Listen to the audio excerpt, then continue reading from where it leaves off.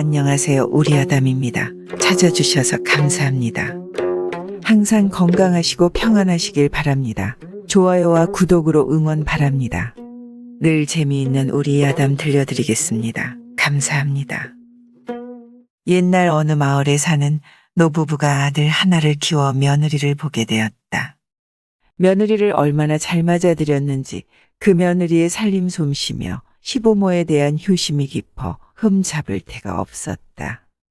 그런데 며느리를 본 지 3년 만에 갑자기 아들이 죽고 며느리는 청산과부가 되고 말았다. 며느리는 남편이 죽은 뒤 문 밖에도 안 나가고 수절하고 지냈지만 항상 시부모의 마음에는 며느리가 내 집에 계속 있을까? 과연 우리 집 귀신이 되어줄까? 하는 걱정이 들었다. 그래서 밤만 되면 시아버지는 며느리가 기거하는 방을 한 번씩 휙 둘러보고는 했다. 하루는 며느리의 방에 불이 환하게 밝혀져 있어 가만히 들여다보니 며느리가 베개를 세워놓고 그 베개에 살아있을 때 남편이 입던 옷과 갓을 씌워놓고는 품어보기도 하고 끼고 눕기도 하는 것이었다. 아가, 지금 뭐 하는 거니? 그것을 지켜보고 있던 시아버지는 아차 싶었다. 아버님, 며느리는 당황해서 베개를 놓으면서 말을 이었다. 저는 서방님이 그리워서요. 그러며 며느리는 눈물을 하염없이 흘리는 것이었다. 시아버지는 한동안 말을 잇지 못하며 조용히 문을 닫고 나오면서 새아기가 오죽하면 저런 허수아비를 만들어 놓고 품고 누웠을까? 하는 생각에 이르니 시아버지는 밥 먹을 생각도 나지 않는 것이었다. 누구에게도 이런 일을 말하지 못하고 혼자 한탄을 하고 있는데 노부인이 이 모습을 보고는 이상하게 여겨 당신 하룻밤 사이에 낯빛이 심히 안 좋으시니 대체 어찌 된 일인지요? 무슨 근심이라도 생기셨어요? 하고 물었다. 이제 우리 집은 망했어. 내가 어쩌녁에 가보니 새아기가 베개에 제 남편의 옷을 입혀놓고는 끌어안고 몸부림을 치질 않겠어. 그 아이가 그렇게 마음이 동해가지고 그 짓을 하고 있으니 이제는 우리 집 귀신이 되지도 않을 것이고 도대체 이런 일이 어디 있는가? 내가 살아서 무엇하겠소? 내가 죽어버려야지. 새아기의 마음처럼 나는 지금 죽고만 싶소. 세상에 그렇다고 내 목숨을 끊어가면서까지 집 걱정을 하면 어쩝니까? 좋은 방법이 있으니 그렇게 해보시지요. 그래, 좋은 방법이란 것이 대체 무엇이오? 노부인이 말했다. 그건 바로 이것입니다. 며느라이를 다시 시집 보내야 합니다. 그 아이가 이렇게 살아가면서 어떻게 행복할까요? 그 아이는 아직 젊고 예쁘지 않습니까? 다른 좋은 사람을 만나서 새로운 삶을 시작하게 해줍시다. 노부인이 이렇게 이야기하자 남편은 동공이 커지며 말을 이었다. 무슨 말씀을 하시는 거요? 우리 며느라이를 다시 시집 보내다니 그 아이를 버리자는 얘기요? 그럴 수 없어.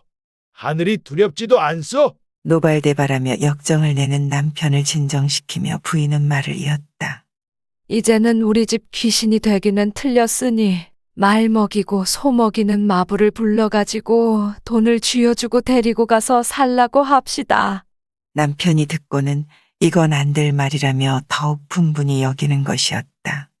그게 무슨 얼토당토한 말씀이요? 우리 며느라이를 마부에게 넘겨버리자는 얘기요?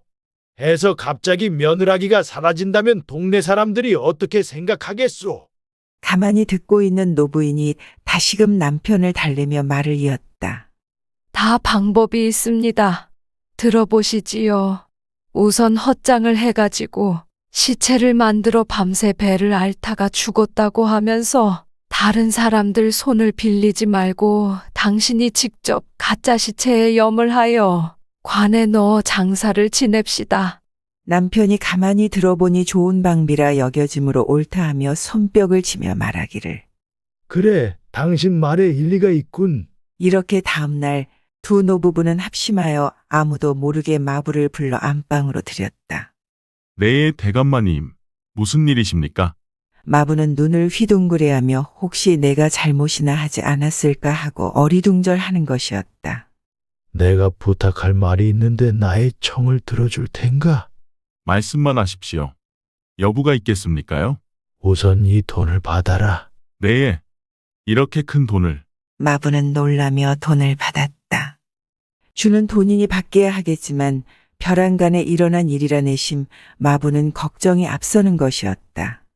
부탁이나 하나 함세. 하며 노부부가 이야기를 꺼내니 마부는 장가도 못 가고 말이나 몰고 다니던 처지에 굉장한 행운을 잡은 것처럼 여겨져 뜰 듯이 기뻤다.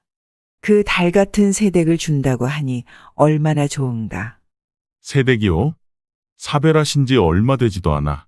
마부는 혼자 생각에 횡재라 여겼지만 한편으로는 의심도 드는 것이었다. 그래 자네도 알다시피 새아기가 청산과부가 되어 곧다운 나이가 안타까워 자네에게 주려고 하는 것이네. 하지만 조건이 있네. 쥐도 새도 모르게 멀리 데리고 가서 살아야 하네. 멀리 가서 살라굽쇼. 하지만 배운 게 도둑질이라 마부질밖에 할 수 있는 게 없습니다. 이렇게 마부가 이야기하자 노부부는 미리 생각해둔 것이 있다는 양 서로 마주하고 고개를 끄덕이며 당부를 이었다. 충분히 살림 미처는 장만해 줄 터이니 걱정하지 말게. 하며 노부인은 전단문서를 마부에게 보여주었다. 이에 마부는 안심하며 머리를 조아렸다. 그러면 오늘 밤에 우리 집으로 오게. 새댁을 몰래 보내줄 터이니. 하며 말끝을 흐린 시아버지는 내심 울적한 기분이 드는 것이었다. 그도 그럴 것이 다시는 며느라기를 보지 못할 것이기에 그러했다. 시아버지는 그렇게 신신당부를 하고 마부를 보냈다. 그리고 그날 밤부터 시아버지는 며느리가 아프다면서 이 집 저 집을 돌아다니며 약방문을 구하고 다녔다. 며칠 동안을 그렇게 다니니 동네 사람들이 모두 며느리가 크게 아픈 것으로 믿게 되었다. 그렇게 소동을 피우고 얼마 뒤 며느리가 죽었다고 야단을 내서 온 집안 사람들을 오라고 청했다. 그리고 가짜 시체를 만들어 놓고 염을 하게 되었을 때에는 이 불쌍한 것에게 다른 사람들은 절대 손대지 마라. 내가 직접 하겠다. 다른 사람들은 절대 손대지 마라. 라고 말하면서 두 내외가 들어가 염을 하고 관을 짜서 넣었다. 친정집에서도 딸이 죽었으니 오히려 다행이다 싶어 그냥 저냥 넘어갔다. 며느리를 그렇게 보낸 후 두 노부부는 하염없이 먼 산을 바라보는 날이 많아졌다. 며느리가 기고하고 있던 별채의 문을 열어보기도 하고 수차례 한숨을 내쉬는 일이 잦아졌다. 어느 날 부인이 별채로 가서 며느라이의 옷과 물건들을 정리하고 있었다. 그러다가 며느라기가 자주 입던 한 벌의 옷을 발견하고는 눈물을 흘리며 말했다. 새아가 어디서 잘 살고 있니? 너무나 보고 싶구나. 행복하게 잘 살고 있니? 남편이 듣고는 가까이 다가와서 부인의 어깨를 감싸주며 말했다. 여보, 그만 잊읍시다. 이제 우리의 며느라이가 아니요. 우리가 그 아이를 보낸 것이니 이제 그만 놓아줍시다. 그렇게 세월이 지난 뒤에 시아버지가 서울에 다니러 가는 길에 날이 어두워져 어느 집에서 머물게 되었다. 그래, 저녁상을 받아 먹다 보니 희한하게도 자기 입맛에 꼭 맞는 것이었다. 이상하다. 아주 익숙한 음식 마시구만 그래. 안주인의 솜씨가 꼭 며느라이 손맛 같구먼. 그 옛날 며느리가 해주던 바로 그 음식 맛이었다. 이상하다는 생각에 밤새 뒤척이다. 아침에 일어나 세수를 하다가 안채를 기웃거려 보니 바로 그 옛날의 며느리가 마루에 앉아 다듬이질을 하고 있는 것이 아닌가. 결국 시아버지는 죽은 아들의 모습이 떠올라 아침을 먹을 수가 없었다. 하지만 들어온 아침상을 그대로 물릴 수도 없는지라 몇 수 젖뜨고는 그대로 아무 말도 하지 않고 그 집을 나와 버리고 말았다. 그 뒤 시아버지는 서울에 올라가 높은 벼슬을 하여 잘 살았고 며느리는 며느리대로 마부를 남편 삼아 잘 살았다고 한다. 옛말에 배 썩은 것은 딸을 주고 밤 썩은 것은 며느리 준다는 말이 있습니다. 그래도 얼마간 먹을 수 있는 썩은 배는 딸을 주고 전혀 먹을 것이 없는 썩은 밤은 며느리를 준다는 뜻이죠. 며느리보다는 자기가 낳은 딸을 더 아낀다고 보통들 말하는데 이 이야기의 노부부는 며느리를 자기 딸처럼 아끼고 생각하는 마음이 느껴져 가슴이 뭉클해집니다. 꼭 속담처럼 며느리와 딸을 편애하는 시부모만 있는 건 아니겠지요. 사람 사는 세상이 더욱 아름다워지길 기원합니다. 여러분들도 사랑받고 주는 행복한 날들이 되시길 바랍니다. 감사합니다. 어느 시골에 예쁘기로 소문난 처녀가 있었는데 갑자기 부모를 잃고 혼자 살게 되었다. 인물 좋고 솜씨 좋은 처녀였으니 자연 여러 곳에서 청혼이 들어왔으나 그 처녀는 부모의 3년상이 끝날 때까지는 시집 갈 생각이 전혀 없다고 거절했다. 아름다운 처녀가 혼자 살고 있다는 소문을 듣고 마음씨 고약한 사내 하나가 자기가 한번 그녀를 꿰어보겠다고 마음먹었다. 사내는 그녀를 찾아가서 젊은 처녀가 혼자 살아섰으나 이 널찍한 품에 한번 안겨보는 것이 어떻겠수? 흐흐흐허허허. 처녀 혼자선 힘든 일도 많을 텐데 흐흐흐흐. 내가 그거나 저거나 다 해치울 테니 걱정 마라. 이렇게 사내는 우격다짐을 했다. 처녀는 마음속으로 두려웠으나 한편으로는 무리한 저 사내를 돌려보낼 양으로 또랑또랑하게 대답했다. 마음은 고마우나 저는 부모님의 3년상이 끝나지 않았으니 찾아오지 마시오. 사내는 재차 치근댔으나 말이 통하지 않자 무슨 생각이 들었는지 나중에 또 오겠소. 내가 그런다고 물러날 것 같소. 하여 처녀는 왠지 두려움이 앞섰다. 하지만 어쩔 도리가 없었다. 저 사내가 다시 찾아올 텐데 어떻게 방비를 해야 하나. 다음 날 아침 사내는 처녀의 집을 찾아와 큰소리치며 곡식과 고기를 두고 가며 쌀밥에 고기 반찬 두둑히 먹고 씻고 기다리고 있수. 서방님이 찾아올 테니 흐흐허허.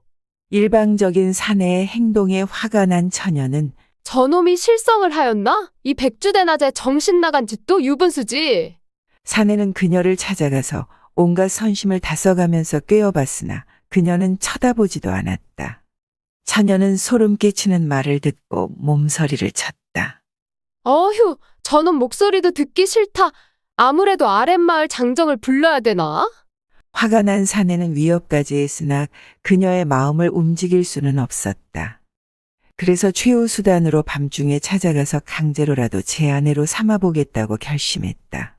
그날 저녁 아니나 다를까 문고리가 갑자기 덜컹하더니 문이 활짝 열리고 사내의 거친 목소리가 들려왔다.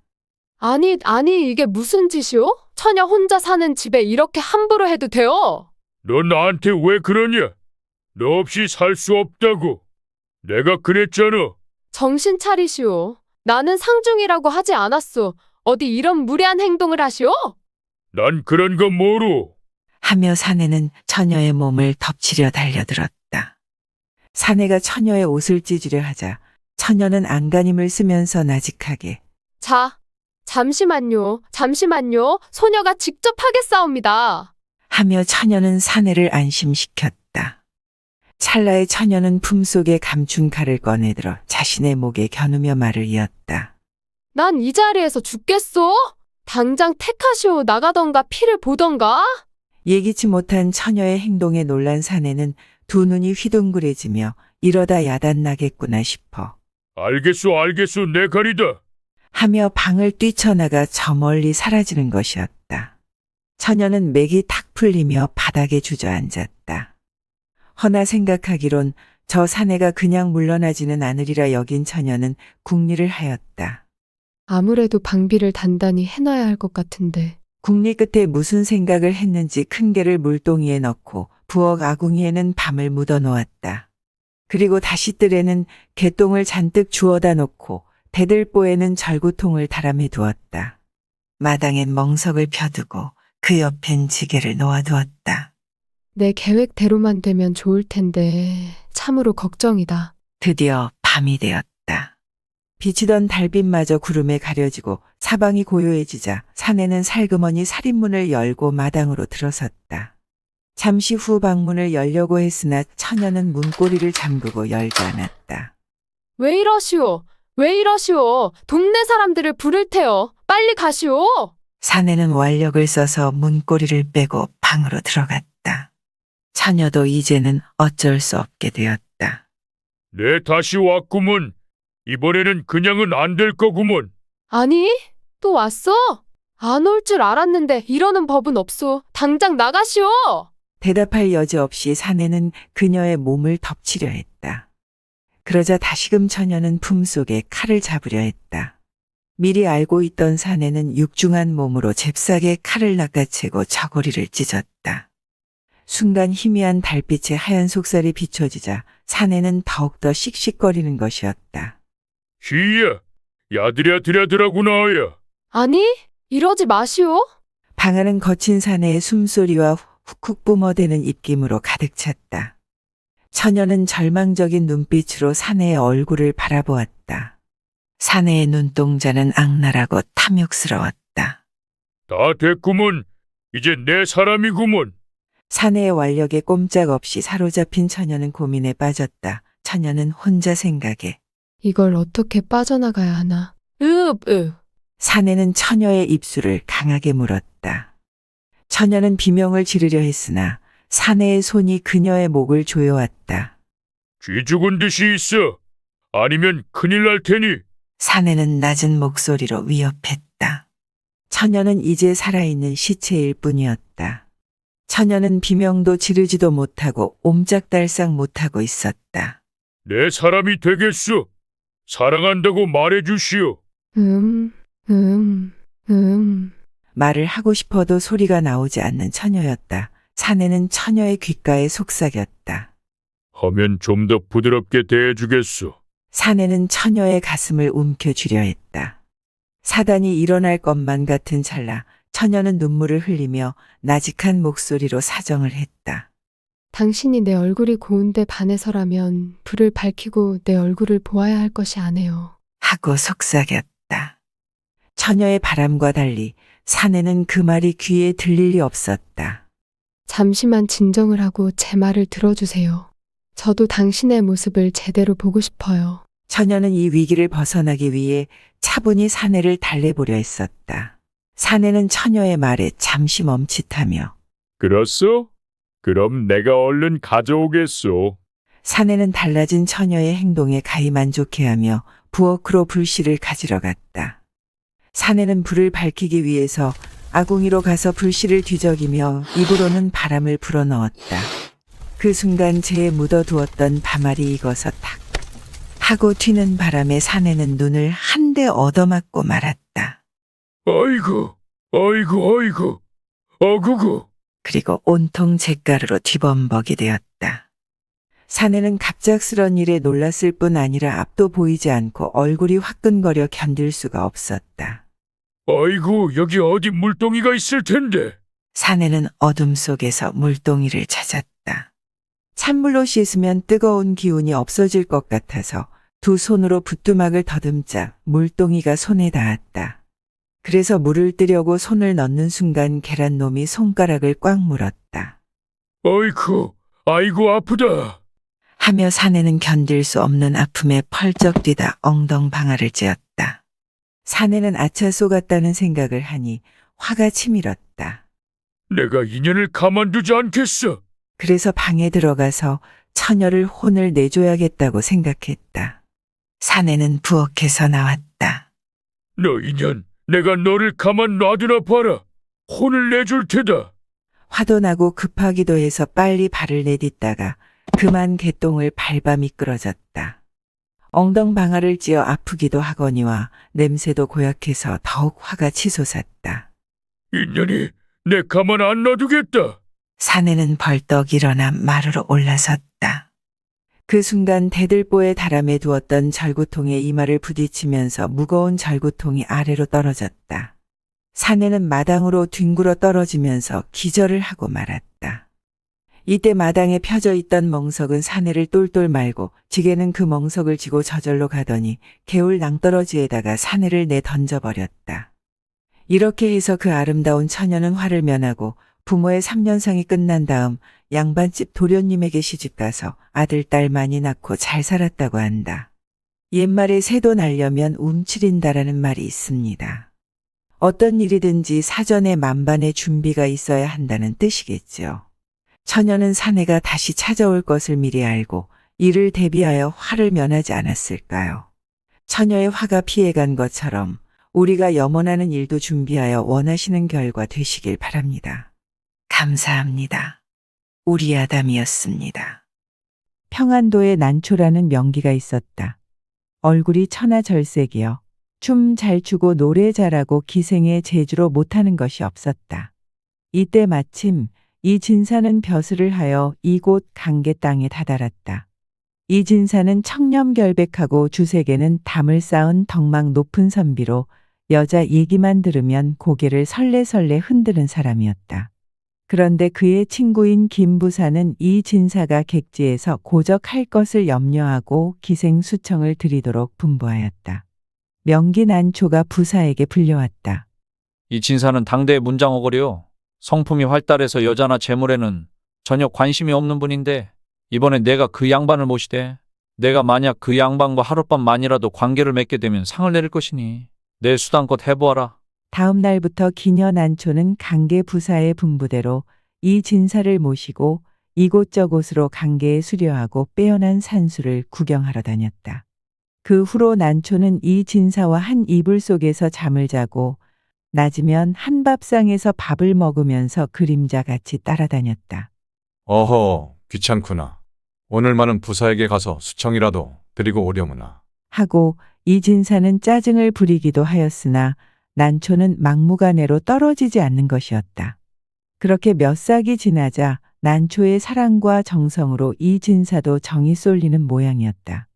이 진사는 난초와 밤마다 한 이불 속에서 살을 맞대고 잠을 잤다. 난초는 몸이 달아서 진사가 깊은 잠에 빠지자 슬그머니 자기의 팔다리를 진사의 허리에 올려놓기도 하고 가슴으로 진사를 건드려 보았다. 그러자 이 진사도 사내인지라 목석같이 잠만 잘 수 없었다. 내가 나를 무너지게 하는구나. 나리가 목석이라고 소문이 나서 정말 목석인 줄 알았어요. 너와 같이 있으면서 목석처럼 참는 것도 한계가 있다. 말만 하지 말고 어서 이리로 오려무나. 내가 이쁜 너를 두고 괜한 짓을 해. 시간만 버렸구나. 나리, 오히려 제가 너무 힘들었어요. 꼭 그러셨어야만 했어요? 선비로서 귀감이 되려 애쓴 덕에 그런 소리를 듣게 되었느니라.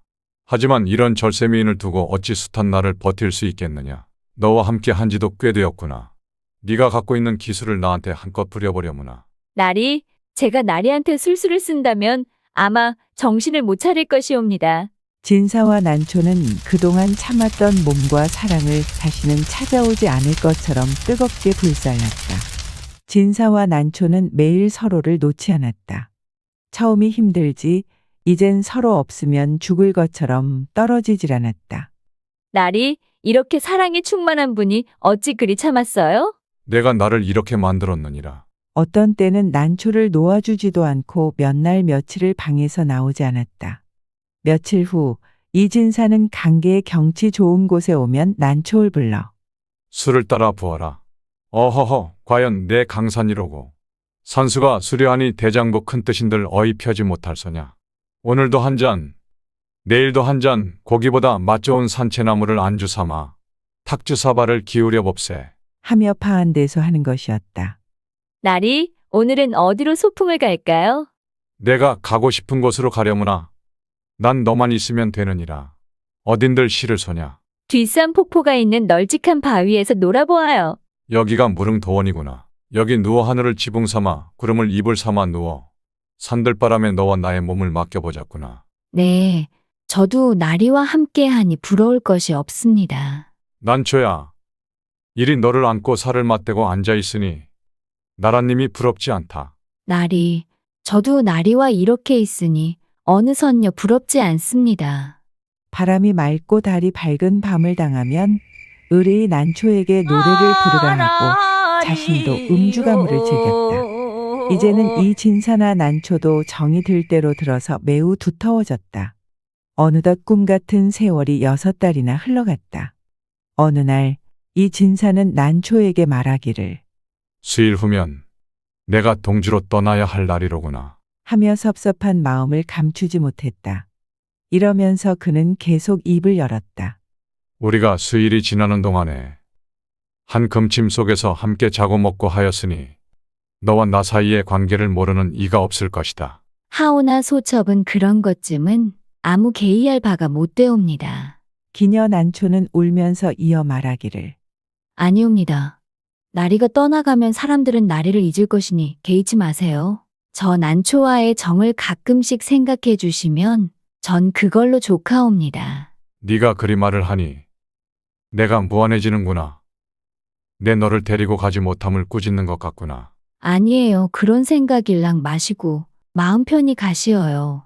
일장춘몽인 것을 나리뿐 아니라 여기 관계를 거쳐 가신 많은 나리들이 그렇게 정을 담뿍 떨구고 가시면 소식 한 장 없사옵니다. 내 어찌 너를 잊을 소냐. 허나 사람 일은 모를 일. 너에게 약조를 해줄 수 없겠구나. 마음일랑 가볍게 하고 가옵소서. 이진사는 오히려 전보다 난초를 더욱 사랑하고 아끼는 표정이었다. 그 전보다 더욱 친근하게 되어 며칠 사이에 매우 정이 두터워졌다. 그러나 마침내 이 진사가 동주로 발길을 돌리고 난초에게 이별을 고했다. 안녕히 가십시오. 난초는 눈물을 뿌리며 집으로 돌아왔다. 내 비록 육체로 그의 모든 것을 빼앗고 독점하지는 못했으나 그분의 사랑을 받았으니 이 얼마나 보람된 일이리요. 하며 눈물로 밤을 지새는 날이 여러 날이 지났다. 허나 시련도 난초의 미모를 쇠하게 하지 못했다. 오히려 더욱 아름답게 꽃을 피우는 듯 하였다. 그리고 얼마 후 강계부사가 영전되어 서울로 올라가고 그 후임으로 새로운 이 부사가 부임되었다.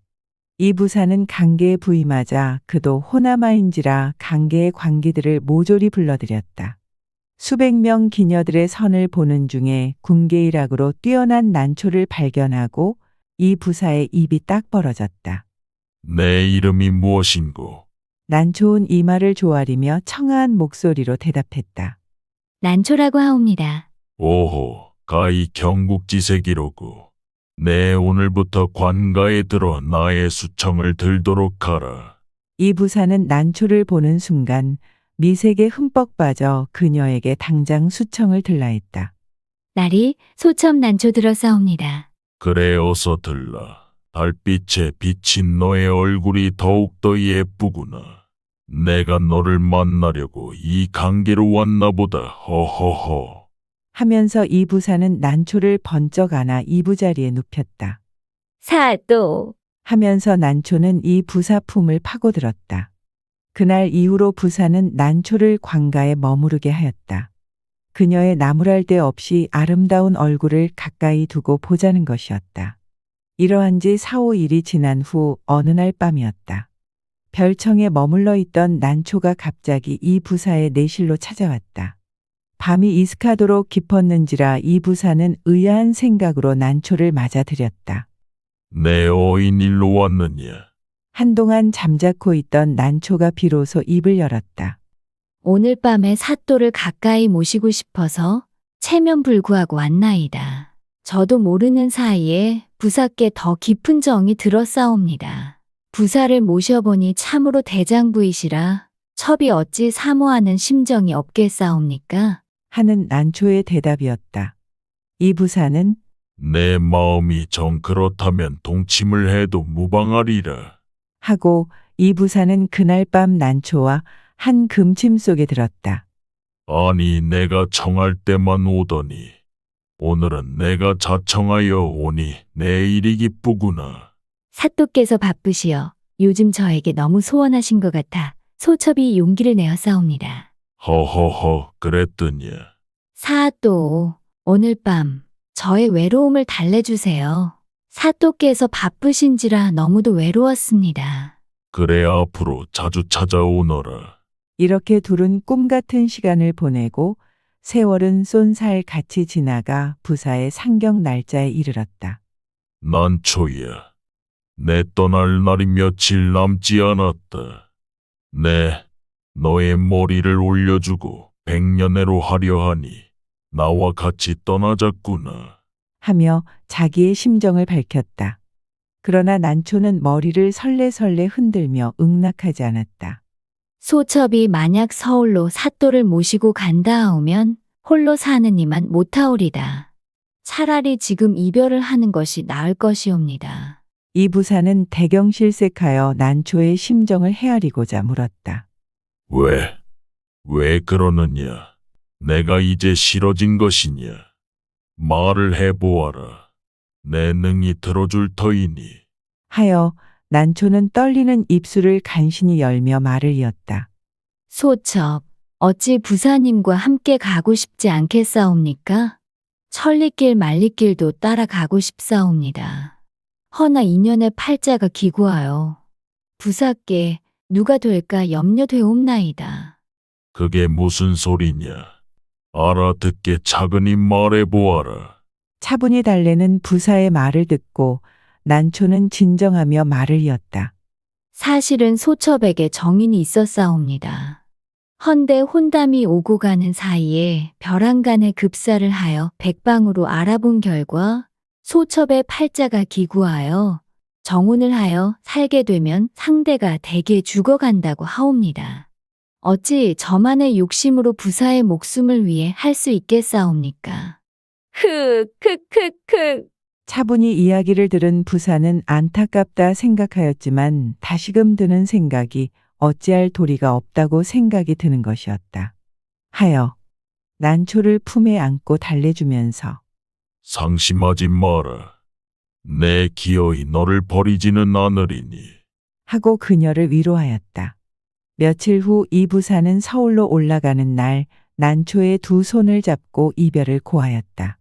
그녀는 이 부사와 작별을 하고 그 길로 자기의 고향으로 내려가 버렸다. 그 이후로 난초는 기생의 팔자를 버리고 남자와는 살을 섞지 않기로 마음속에 맹세하고 이 부사만을 가슴에 담고 일생을 독신으로 마쳤다. 속담 중에 이런 말이 있습니다. 독수공방에 정든님 기다리듯 한다. 홀로 빈방을 지키며 사랑하는 사람이 오기만을 기다린다는 뜻으로 무엇인가를 간절히 바라는 모양을 비유적으로 이르는 말입니다. 난초도 이 말과 같이 오지 않을 님이 오기를 간절히 바라지 않았을까요? 요즘에도 간혹 이런 사랑을 하는 사람이 있지 않을까요? 그런 아름다운 사랑을 하는 사람들을 우리 아담도 응원합니다. 감사합니다. 어느 날 밤이었다. 구름바위에 한 사나이가 앉아서 시조를 읊고 있었다. 이때 산의 머리 위에 잣송이가 떨어졌다. 헉, 어이쿠, 어구구구구. 머리 위를 보니 수령이 오래된 잣나무가 있지 않은가. 잣송이 보아라. 참 탐스럽게도 달렸다. 맛이나 볼까? 사나이는 관직을 버리고 낙향하여 수개월 동안 제대로 된 이밥 한 번 먹지 못한 터였다. 이윽고 사나이는 나무에 오르려고 했다. 바로 이때였다. 벼랑간에 어디선가 여인의 비명 소리가 들려왔다. 살려줘요. 이 밤중에 웬 여인의 소린가? 사나이는 귀를 기울여 소리가 나는 방향을 찾았다. 사람 좀 살려줘요. 여인의 음성은 아주 가까이 들려왔다. 잠시 후에 30이 들락말락한 여인이 사나이 앞에 나타났다. 아니, 젊은 여인이 밤중에 웬일이시오? 사나이는 의심이 버럭 들어서 여인에게 물었다. 네. 한밤중에 길을 잃었사옵니다. 저를 좀 도와주십시오. 대관절, 어디 사시기에 밤길을 잃으셨소? 네. 문 안에 복숭아를 갖고 갔다가 날이 어두워서 길을 잃고 말았는데 금방 귀신이라도 나올 것만 같아서 그만 무서운 생각에 창피를 무릅쓰고 소리를 질렀던 것이어요. 이제 가만히 살펴보니 길을 알 것 같습니다만 저희 집이 바로 요 너머 과일밭이 오니 저를 좀 데려다 주시어요. 여인은 손에 짐을 들고 있었다. 여인은 짐을 사나이에게 넘겨주면서 들어달라고까지 했다. 허허허, 일이 묘하게 되었군. 무어라 말씀하셨사옵니까?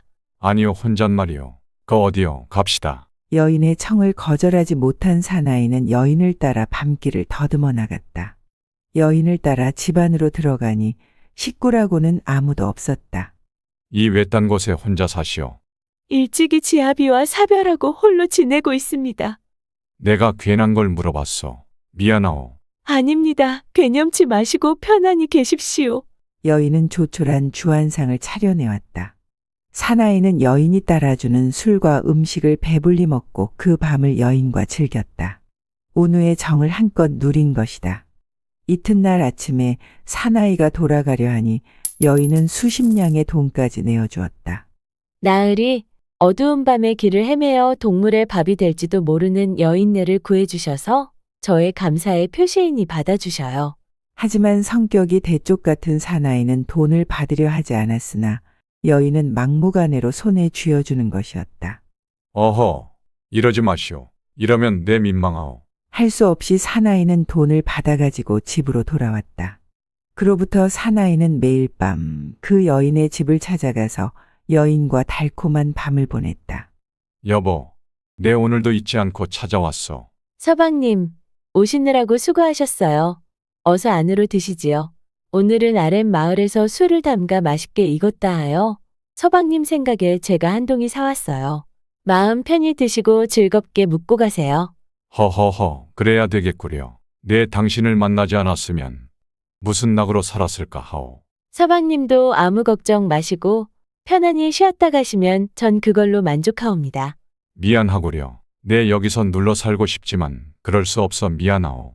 하지만 어디 있든 난 당신만 생각한다오. 서방님, 마음만이라도 저를 생각한다니 몸둘 바를 모르겠어요. 그러자 취기가 오르는지 사내는 여인을 끌어안고 둘은 무아지경에 이르렀다. 서방님을 만나지 않았다면 저에게 이런 행복한 나날이 있었겠어요. 나도 그렇소. 되는 일이 없어 신세 한탄을 하고 있다가 당신을 만나지 않았겠소. 나는 천운을 만난 것 같소. 서방님, 우리 이렇게 천년만년 만나요. 그럽시다 그려. 껄껄껄. 그 후로 매일 밤 하루도 빠지는 날 없이 여인을 찾아갔다. 그러던 어느 날이었다. 이날 밤도 여인의 집을 찾아가려고 구름바위 앞을 지나게 되었다. 그때였다. 허, 가엾은 사람이로군. 오늘이 마지막인데 그것도 모르고 가다니. 어디선가 노인의 음성이 들려왔다. 사내가 주위를 살펴보니 구름바위에 한 노인이 앉아 있었다. 사내는 괴이쩍게 여기면서 노인을 쳐다보았다. 노인께선 지금 뭐라고 하셨습니까? 허허허, 답답해서 그러오. 무슨 말씀이십니까? 밑도 끝도 없이. 당신이 가엾단 말이오. 오늘이 마지막인 것도 모르고 있으니 당신은 오늘 밤 그 계집한테로 가면 죽고 마오. 네. 원 가당치도 않은 말 하지 마시오. 내가 누군 줄 알고 그런 망발을 한단 말이오. 에잉, 쯧쯧쯧쯧쯧, 결국 죽게 되겠구나. 쯧쯧. 노인장은 도대체 누구이시기에 남의 아빌까지 아신단 말씀이오. 나에 대해서는 묻지 마오. 실은 그 계집은 사람이 아니라 수천 년 묵은 지네인데 사람의 진을 빼먹는단 말이오. 그동안 당신도 그년한테 진을 뺏겨왔는데 오늘 밤의 마지막으로 당신은 죽고 마오. 하지만 내가 시키는 대로 하면 당신은 살 수가 있어. 이 담뱃대에 담배를 꼭꼭 담아가지고 입으로 빠는데 입안에 고인 침을 절대로 뱉어서는 아니 돼요. 다만 입안에 침을 그녀의 얼굴에 뱉어 버리시오. 그래야만 당신은 살 수 있어. 자, 이 담뱃대를 가져가시오. 노인은 사내에게 담뱃대 한 개를 주었다. 사내는 아무리 생각해봐도 괴이한 일이었다. 우연히 그 여인을 만나 그녀의 호의로 이렇게 호강을 해오는 터에 그 착한 여자가 자기를 해치는 무서운 지네라니 도무지 믿어지지가 않았다. 그러나 밤중에 구름바위에 나타난 노인도 범상한 노인이 아닌 것 같아 노인의 말을 믿지 않을 수도 없는 일이었다. 사내는 곰곰이 생각하며 노인이 시킨 대로 담뱃대를 입에 물고 여인의 집으로 갔다. 사내는 여느 때와 다름없이 태연하게 대문을 흔들었다. 그러자 안에서 급히 달려나오는 여인의 소리가 들려왔다. 입안에 침을 그녀의 얼굴에 뱉어 버리시오. 그래야만 당신은 살 수 있어. 사내는 어찌할 바를 몰랐다. 이다지도 어여쁘고 마음씨 고운 여인을 어찌 죽인단 말인가. 여보, 밤길에 오시느라 얼마나 고생스러웠소. 여인은 대문을 열며 반색을 했다. 이때 당연히 사내는 입안에 고인 침은 여인의 얼굴에 뱉어졌어야 했다. 그러나 사내는 차라리 자기가 죽으면 죽었지 노인이 시킨 대로 할 수가 없었다. 서방님, 어서 들어오시지 않고 무얼 그리 골똘히 생각하세요. 날이 많이 어두워졌습니다. 어서 안으로 드시지요. 여인은 평소와 다른 사내의 동정을 살피기 시작했다. 서방님, 오늘은 다른 날과 다르오니 무슨 일이 있으셨어요? 아니요. 무슨 일은 내 오늘은 피곤한 것 같으니 빨리 들어갑시다. 그러지 않아도 서방님이 오실 때가 되어 제가 미리 주안상을 차려놨습니다. 자, 그럼 한 잔 따라보시오. 마음 상한 일이 있으시면 술로 푸시고 푹 주무셔요. 사내는 술이 들어가니 마음에 동요도 없이 여인을 품었다. 한숨 자고 일어나니 아까 말한 노인의 말이 거슬려 깊은 잠을 못 자고 일어나 앉아 있었다. 서방님, 잠이 안 오세요? 무슨 걱정거리가 있으세요? 저에게 얘기해 보세요. 이에 평소와 다른 사내 모습에 여인은 안절부절 못하고 이내 사내에게 물었다. 서방님, 모습이 오늘은 다른 날과 다르니 하실 말씀이 있으시면 하세요. 내 말을 하리다. 오는 길에 웬 노인을 만나지 않았겠소. 그런데 그 노인이 하도 괴이한 얘기를 해서 당신에게 물어보려고 하오. 무엇을요? 제가 아는 한 다 말씀드릴게요. 당신이 지내라고 하지 않겠소. 내가 믿기지가 않아서 그러오. 사내는 담뱃대를 한 번 물고 이내 결심이 생겼는지 툇마루로 나가서 마당에 침을 뱉었다. 아이고, 서방님 고맙습니다. 정말 고마워요. 사내가 마당에 침을 뱉자 여인의 얼굴은 기쁨으로 가득했고 몇 번이고 고맙다고 허리를 굽혔다. 고맙다니? 내가 뭘 하려고 한지 알고 있어?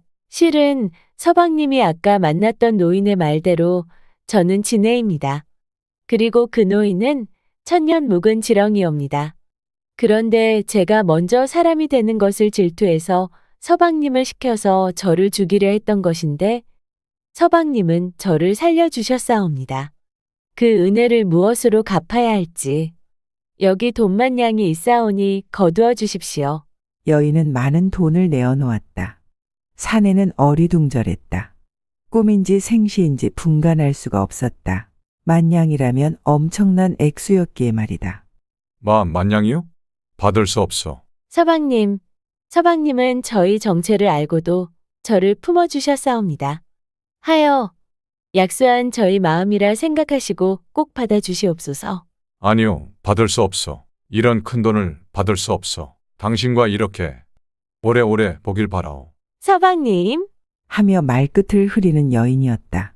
그날 밤도 사내는 여인과 다시 못 볼 것처럼 둘은 그 어느 날보다 더 격렬히 사랑을 했다. 서방님, 서방님이 저를 그렇게 은혜하는 줄 몰랐어요. 그러, 난 당신을 은혜한다오.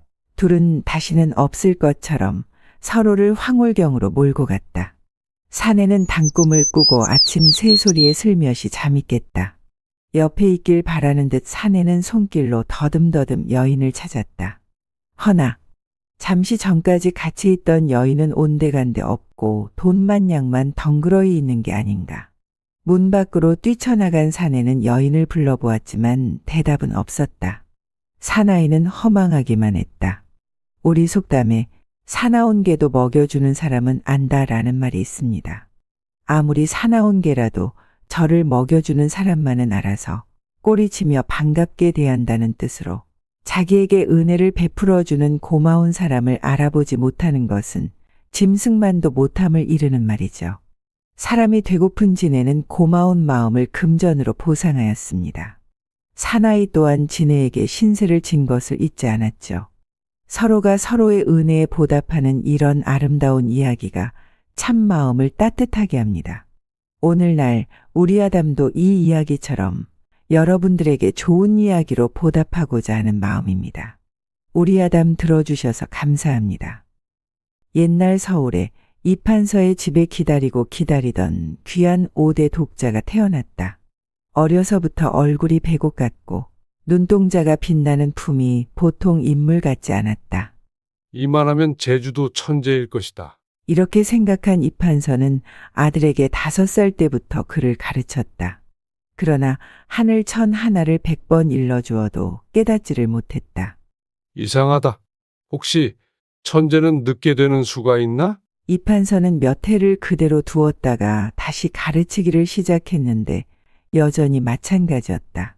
그렇게 얼굴이 맑고 슬기롭게 생긴 아이가 나이 10여 세가 되어도 하늘 천 따지 한 글자도 깨닫지를 못하는 재주였다.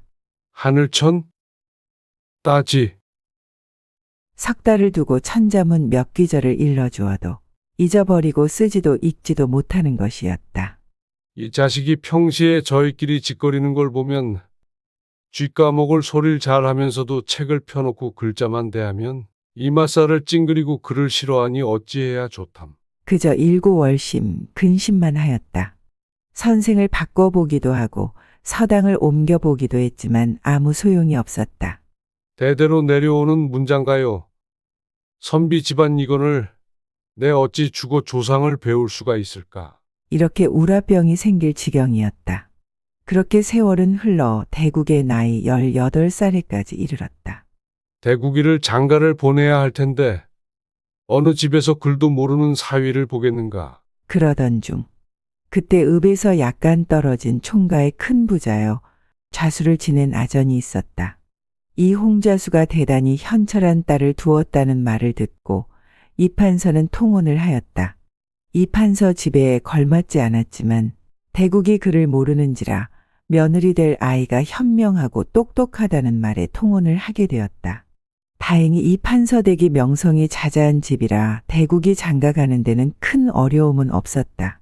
이 판서는 혼이 난 지 얼마 안 돼 며느리를 불러 부탁을 했다.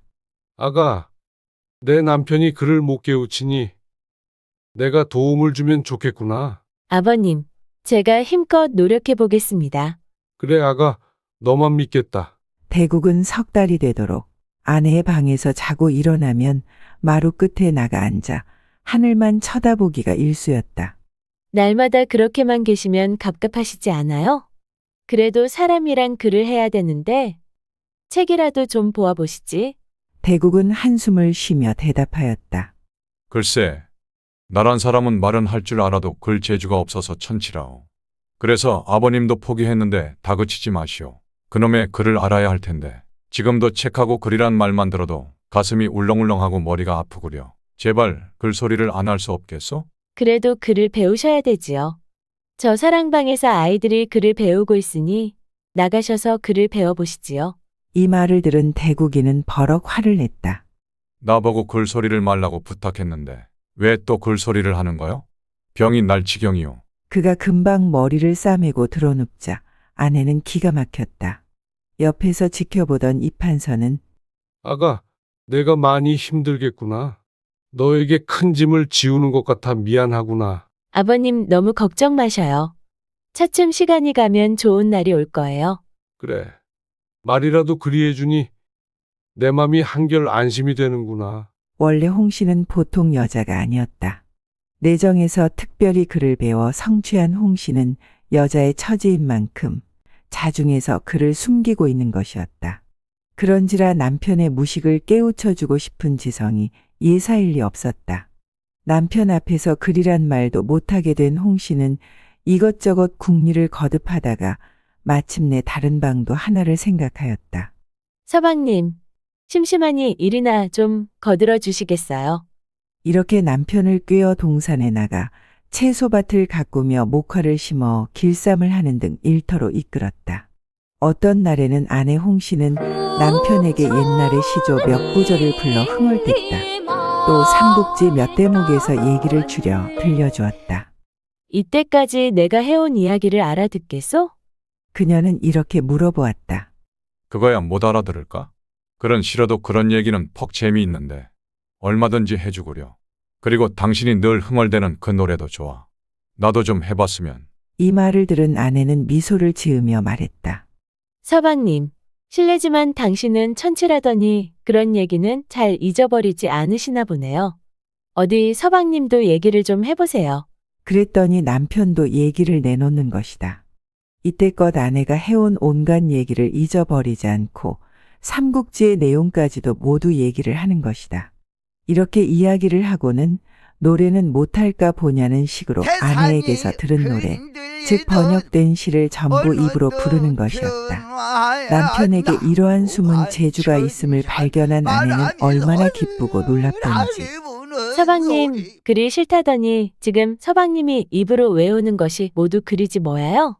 아니, 그것이 글이라니.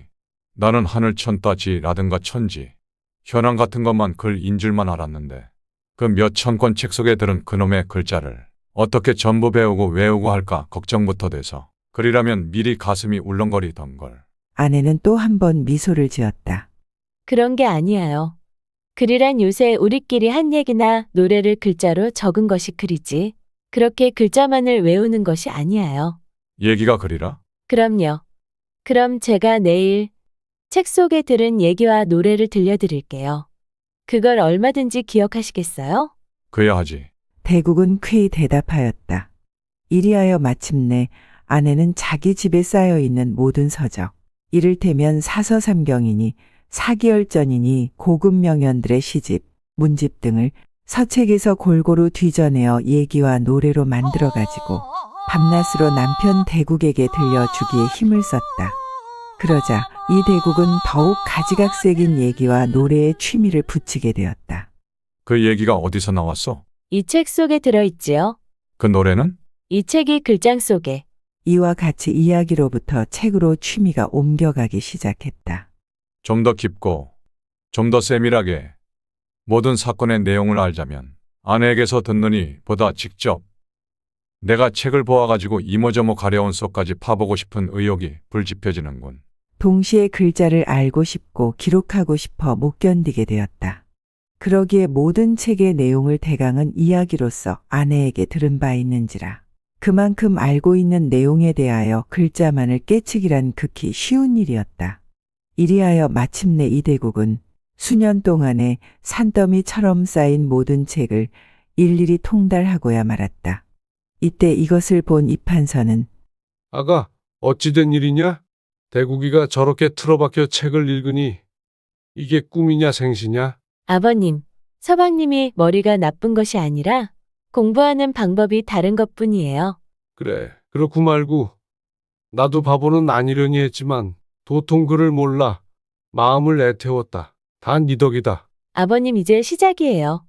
앞으로 해야 할 일이 많아요. 어느 해 조정에서 과거를 베풀고 인재를 선발한다는 소식이 내려왔다. 이 소식을 들은 아내 홍씨가 대국에게 권하지 않을 리 없었다. 과거를 보셔야죠. 이런 기회에 과거 급제하여 아버님을 기쁘게 해드려야죠. 좋은 말이요. 생전에 아버지 속을 썩혀드려 항상 죄송할 따름이요. 어서 아버님께 문안 인사를 올리고 과거 준비를 하세요. 아버지, 저희 문안 인사 드리러 왔습니다. 그래, 어서 들어와라. 아버님, 이번에 서방님도 과거를 보러 가기로 하였습니다. 그래, 그동안 며느라기 내가 고생이 많았다. 저보다도 서방님이 더 고생했어요. 아버님, 이튿날 아침 이 대국은 과거에 응할 행장을 준비하여 과거장으로 갔다. 과제가 내걸리자 대국이도 글을 지어 장중에 바쳤다. 그러자 이날 밤에 이판서의 집에 경사가 났다. 창원급제 실내 좀 빨리 나오라. 고관이 친히 이르러 이판서의 집 대문을 두드리는 것이었다. 오늘 과거의 1번으로 장원 급제한 신뢰가 바로 이판서의 독자 이대국이었기 때문이다. 물론 이판서는 아들이 급제를 한 것이 좋아서 신을 끌고 나왔다. 천치 아들 대국이가 장원으로 되어 있었다. 이판서는 고관을 맞이하기도 전에 눈물이 앞을 가려 어쩔 줄을 몰랐다. 내 생전에 다시 오지 않을 줄 알았던 이 기쁨이 눈앞에 펼쳐지니 이루 말할 수 없다. 이판서는 14살 때까지 하늘 천따지 두 글자도 깨닫지 못하던 천치 대국이 과거 급제라니 꿈만 같았다. 아버지는 장지문을 열고 펄떡 뛰어내려와 대국의 손을 잡았다. 과연 내가 문장이 되었구나. 기쁨에 겨운 나머지 이판서는 덩실덩실 춤을 추며 내 일이 좋은 날이 올 줄은 몰랐다. 하며 며느리를 보며 치하했다. 아가, 내가 우리 집을 일으켰구나. 너는 우리 집안의 보물이다. 너에게 상을 내릴 터이니 너의 소원을 말해보거라. 아버님, 저는 이미 소원 성취를 했습니다. 서방님이 장원 급제를 했는데 더 바랄 것이 뭐가 있겠습니까? 이제 서방님이 나란 일을 잘 보실 수 있게 내조하는 길 뿐입니다. 그래, 나 역시 너와 같은 생각이다. 하지만 노고를 치하하고 싶구나. 기와집 두 채와 전답, 식솔들을 따라 친정에 보내니 그렇게 알도록 해라. 저희 친정에 신경 써주셔서 감사합니다. 아버님. 세약이 노고에 비하겠느냐? 껄껄껄껄. 대국은 그렇게 장원급제를 하고 이듬해에 왕자의 사부가 되었고 이조 판서를 거쳐 우의정이 되었다고 한다. 이같이 되어서 그의 아내 홍씨에 대한 시부의 총애와 세상의 칭송이 또한 대단하였다 한다. 우리 속담에 아내의 행실이 어질면 남편의 화가 적어진다라는 말이 있습니다. 아내의 행실이 올바르면 남편도 아내를 따라하기 때문에 화를 면할 수 있다라는 것이죠. 이 이야기에 홍씨는 전혀 그를 모르는 남편이 즐기며 공부할 수 있게 만들어 결국 과거급제까지 할 수 있게 하였습니다. 참으로 현명하고 대단하다겠습니다. 며느리의 총명함으로 남편을 출세시킨 좋은 예가 아닐까요? 우리 아담을 들어주셔서 감사합니다. 아득한 옛날의 일이었다. 경기도 일대에 원인 모를 역병이 크게 퍼졌다. 크고 작은 동네마다 매일 몇 사람씩 죽어가니 역병이 퍼진 지역을 모두 합치면 하루에 수백 명씩 죽어가는 셈이었다. 아무리 굿을한다, 경을 읽는다, 혹은 절에 가서 불공을 드린다 하는 등 온갖 방법을 다 해봤으나 병자는 조금도 줄어들지 않았다. 사람들 중에서 그 동네의 과부가 어느 날 꿈을 꾸었다. 과부의 꿈속에 60쯤 되어 보이는 늙은 장군이 나타났다. 머리에는 황금으로 만든 투구를 쓰고 몸에는 고기 비늘처럼 엮어진 강철 갑옷을 입고 있었다. 얼굴은 비록 늙었지만 기상이 매우 의젓하고 씩씩해 보였다. 이 노장군은 과부 앞으로 뚜벅뚜벅 걸어오더니 마치 쇠북처럼 울리는 음성으로 천천히 말을 시작했다. 너무 놀라지 말고 내 말을 잘 들어라. 나는 옛날 어느 나라의 대장으로 있었던 사람이다. 나라를 위해 전쟁터에 나가서 온갖 악전고투를 다 겪은 끝에 빼앗겼던 성을 많이 회복할 수가 있었다. 개선 장군이 되어 돌아온 나는 왕의 총애를 한 몸에 받아 나라의 병권을 잡고 있었다. 그러나 나라의 운이 다 기울어졌던지 나에게 병권을 너무 많이 주면 장차 왕을 쫓아내고 내가 왕이 된다는 간신들의 참소로 나는 억울하게 죽음을 당했다. 이곳은 옛날 큰 전쟁터였다. 때문에 많은 군사들이 죽은 곳인데 전쟁터에서 죽었기 때문에 모두 고향과 부모 처자와 떨어진 사람들이다. 죽은 후에 돌아갈 곳이 없어서 방황하고 있는데 유골조차도 여기저기 흩어져서 더욱 갈 곳 없는 영혼들이 통곡하지 않을 수 없게 되었다. 지금 내가 묻혀있는 곳도 몹시 불안하다. 내가 나의 유골과 군사들의 유골을 수습하여 양지 바르고 깨끗한 곳에 다시 묻어준다면 그 공으로 너의 동네에 유행하는 병을 물리쳐 주리라. 그러니 내 말을 부디 헛되이 듣지 말고 명심해 들어라. 잘 알았습니다. 어느 분부시라고 충실히 거행하지 않겠습니까? 지금 묻혀 계신 곳이 어디인지 가리켜 주시기만 하면 날이 밝는 즉시 곧 분부대로 시행하겠습니다. 너희 집 앞마당이니라. 네? 저희 집 앞마당이라고요? 그래, 너희 집 앞마당. 느티나무 주위를 모두 파보아라. 허나 저는 본시 제사와는 거리가 먼 생활을 하여 부족함이 있을 것입니다. 그것은 걱정하지 마라. 동네 주민 중에 가장 흉이 없는 모범적인 유력한 사람을 뽑아서 화주로 삼고 그로 하여금 제사를 주관하도록 해라. 잘 알겠습니다. 곧 이웃과 상의하여 성대하게 제사를 지내겠습니다. 과부는 장군의 위풍에 기가 질려 부들부들 떨리는 음성으로 이렇게 대답했다. 장군은 자기와 군사들이 묻혀 있는 곳을 과부에게 자세히 가리켜주고 또 다음과 같이 명령했다. 그리고 3년에 한 번씩 반드시 잊지 말고 제사를 지내도록 해라. 너희들이 내 말대로 실행하면 내가 복록을 누리도록 해주려니와 만약 명령대로 시행하지 않으면 커다란 재앙이 있을 것이다. 네. 명령대로 반드시 거행하겠습니다. 안심하시고 돌아가십시오. 과부는 장군 앞에 수없이 머리를 조아리며 이렇게 말했다. 늙은 장군은 금방 어디로 갔는지 곧 사라지고 말았다. 과부가 깜짝 놀라 깨어보니 꿈이었다. 그러나 꿈속에서 본 장군의 모습과 또한 장군이 가리켜 준 곳은 생시처럼 생생하게 떠올랐다. 날이 밝자 과부는 마을 사람들을 불러 모았다. 그리고는 지난 밤에 꿈에서 본 일을 모두 얘기했다. 과부의 얘기를 들은 동네 사람들은 모두 신기한 일이라고 생각했다. 과부는 동네 사람들을 데리고 꿈속에 나타난 장군이 가리켜 준 대로 집 앞마당을 파보라고 했다. 여러분, 어제 꿈속에 나타난 장군이 가리켜 준 곳은 여기요. 여기를 파보도록 합시다. 과부가 한 지점을 가리키자 마을 사람들은 가지고 온 삽과 괭이로 땅을 파헤치기 시작했다. 얼마쯤 파헤치니까 과연 사람의 해골이 쏟아져 나오기 시작했다.